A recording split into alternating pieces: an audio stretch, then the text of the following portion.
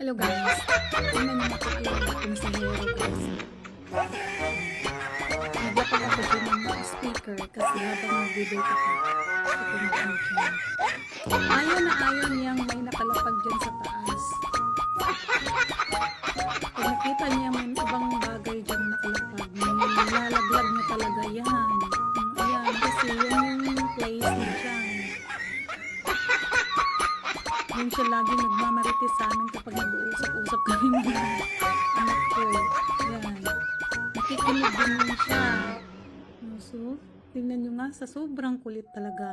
So, sobrang cute din. Hindi mo kayang paluin siya or ano. Kasi napaka-kulit. Napaka-cute din.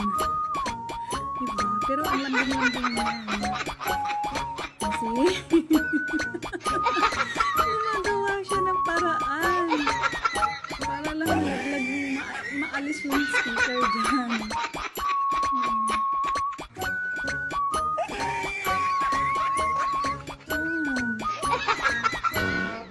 Sobrang kulit niyan talaga. Sobrang malambing din. Yung si Hero guys, ampun namin pusa yan. Kasi dito yan sa sa friend ng anak ko, parang kapitbahay ata nila yung may-ari niyan. Tapos parang ayaw na sa kanila. Kaya inampun na lang namin. Yan.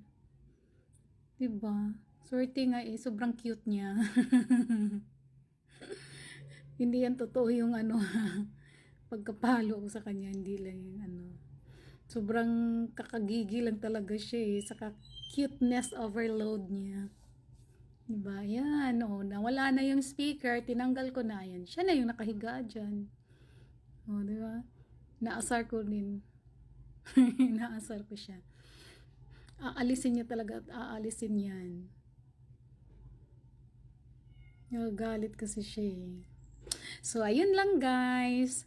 Thank you for watching my video. Don't forget to like and share. Bye!